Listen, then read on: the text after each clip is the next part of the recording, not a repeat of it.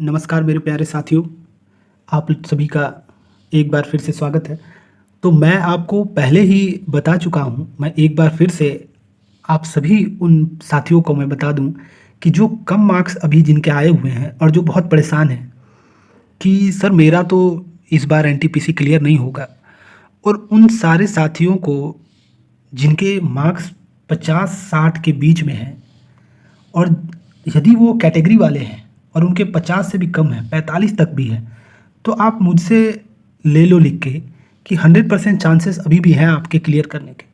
और मैं ये दावे के साथ कह रहा हूँ, और मैं क्यों कह रहा हूँ अभी मैं उसको मैं सबूत के साथ आपको मैं जस्टिफाई करूँगा कि मैं क्यों कह रहा हूँ ऐसा। तो साथियों, वैकेंसी जो है वो बहुत बड़ी वैकेंसी है।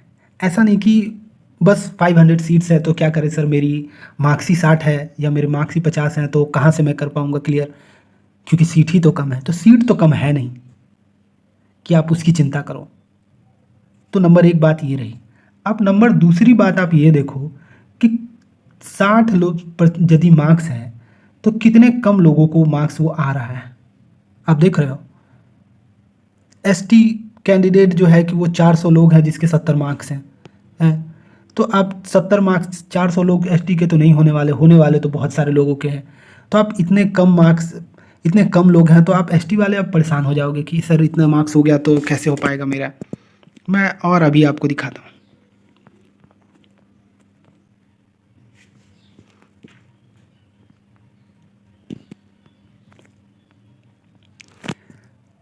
तो कहीं आप देखो कि यूआर में 400 लोग हैं मात्र।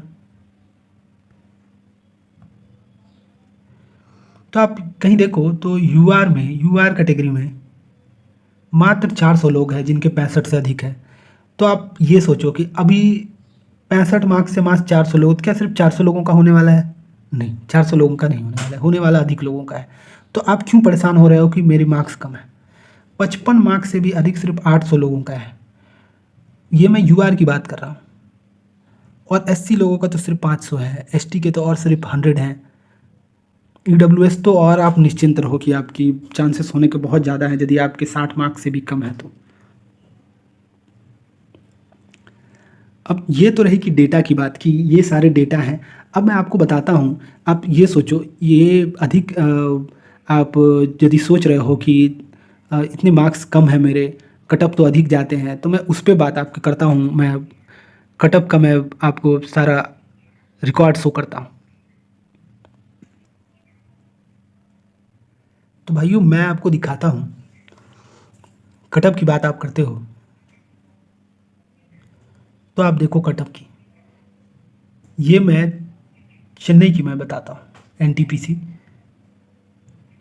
और आप देखो कि ये वहाँ कटअप दे, जबकि पहले मैं इसे बताने के पहले मैं ये बता दूँ कि पिछली बार जो एनटीपीसी में फॉर्म फिलअप हुए थे तो वो लगभग 1.5 हुए थे।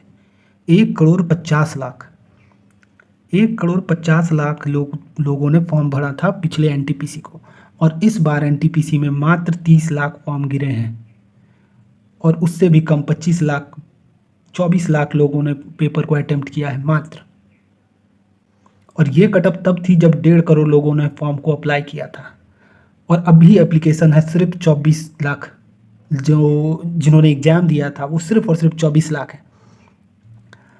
तो देखो आप इतना टोटल नंबर ऑफ कैंडिडेट्स में इतना फ़र्क है, और आप सोचोगे कि कटअप जो वही जाए और हाई जाए, ये कैसे हो सकता है?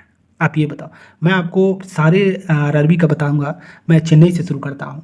चेन्नई में आप देखो ये 73 यूआर का कटअप है, ये भी नॉर्मलाइज्ड है, और आपके 60 मार्क्स बिना नॉर्मलाइजेशन के आए हैं। और इतना ज़्यादा फॉर्म फिलअप था, इतना ज़्यादा कंपटीशन था, तब वहाँ इतने मार्क्स आए हैं, वो भी नॉर्मलाइज। तो ये 60 मार्क्स आपके बहुत अधिक हैं, बहुत ज़्यादा हैं। ये 100% आपको क्लियर करेगा, क्वालिफाई करेगा। और ये तो यूआर की बात है। आप देखो एसटी में सिर्फ 53 मार्क्स पे होंगे, और ये भी नॉर्मलाइज है। अभी आपके यदि 40 भी आए हैं तो आप सोचो कि आपका ये हो जाएगा क्लियर। एससी के 61 मार्क्स हैं, अभी आपके 50 भी हैं मार्क्स यदि, तो आपका 100% क्लियर होगा ये। ईडब्ल्यूएस के 64 मार्क्स गए थे कटअप। सोचो 50 भी किसी ईडब्ल्यूएस को आ रहा है तो आप होप नहीं सोच छोड़ो, और आप सीबीटी 2 की तैयारी करो 100%। आपका ये क्लियर होना ही होना है। आप अहमदाबाद की देखो, अहमदाबाद की देखो, आप अहमदाबाद में भी मात्र 75 गए हैं, ये नॉर्मलाइज मार्क्स है। ये ओबीसी 70 गए हैं, एसटी सिर्फ 56, एससी सिर्फ 65 गए हैं, ईडब्ल्यूएस 67। ये सारे नॉर्मलाइज मार्क्स हैं। अभी आपके 60 हैं, 50 हैं, 55 हैं, तो ये सारे अभी नॉर्मलाइज होना बाकी है। अभी ये सारे नॉर्मलाइज होंगे और ये हाई कटअप उतनी भी हाई नहीं है जितनी आपको कहा जा रहा है। और दूसरी बात, इसमें कंपटीशन लेवल बहुत हाई था, अभी वो कंपटीशन लेवल नहीं है, क्योंकि सिर्फ 24 लाख लोगों ने जो है कि पेपर अटेम्प्ट किया है पिछली बार की तुलना में, जो कि 1.5 सीआर थी। बैंगलोर की देखो आप,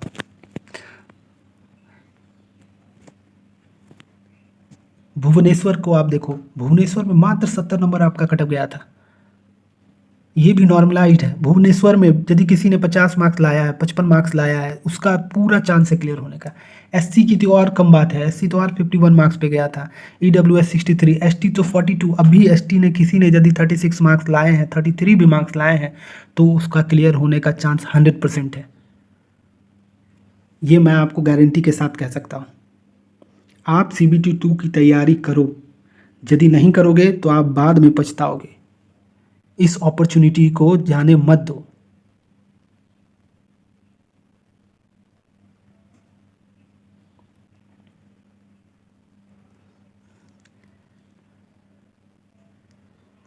आप मुंबई की देखो, 67 मार्क्स पे कटअप जा रहा है। ये भी नॉर्मलाइज, मुंबई जोन यदि 50 मार्क्स हैं उसके क्यों नहीं क्लियर होंगे? ये नॉर्मलाइज मार्क्स 67 है, जबकि इतनी ज़्यादा कंपटीशन पिछली बार थी। एससी मात्र 55 मार्क्स पे, एसटी 47, ईडब्ल्यूएस 56, ओबीसी 62।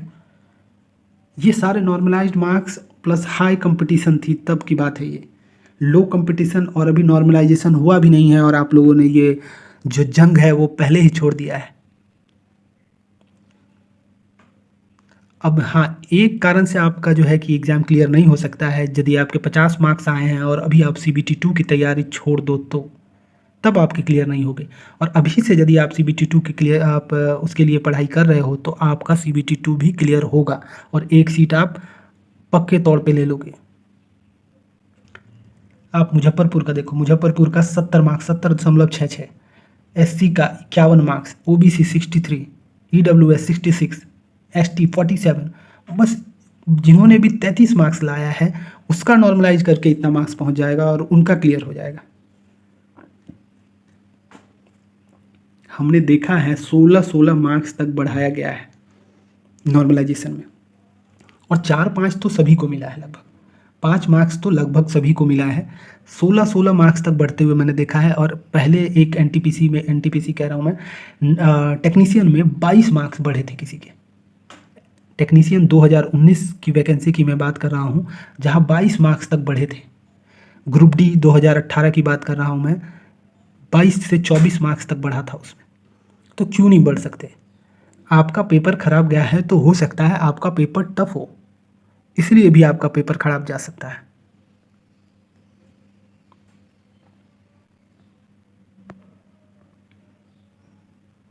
इसी तरह दोस्तों मैं सारे आरआरबीज का एग्जाम्पल दे सकता हूँ, लेकिन समय की पाबंदी के कारण मैं आपको बस एक एग्जाम्पल देने के लिए मोटिवेट करने की मैं कोशिश कर रहा हूँ कि आप होप मत छोड़ो। यदि आपके मार्क्स 50 और 60 के बीच भी हैं तो अभी भी आपके एग्ज़ाम क्लियर करने के चांसेस बहुत हाई हैं। देखो, मुझे आपसे कुछ नहीं मिलने वाला। मैं तो बस यही चाहूँगा कि जिनका पेपर कुछ ख़राब भी गया हो तो उन्हें भी एक मौका मिल जाए CBT 2 के लिए। Okay, so best of luck, और होप कि आपका जो है कि एग्ज़ाम वो क्लियर ज़रूर हो, और आप होप मत छोड़ो और CBT 2 की तैयारी में आप जोरों से लग जाओ। Okay, thank you.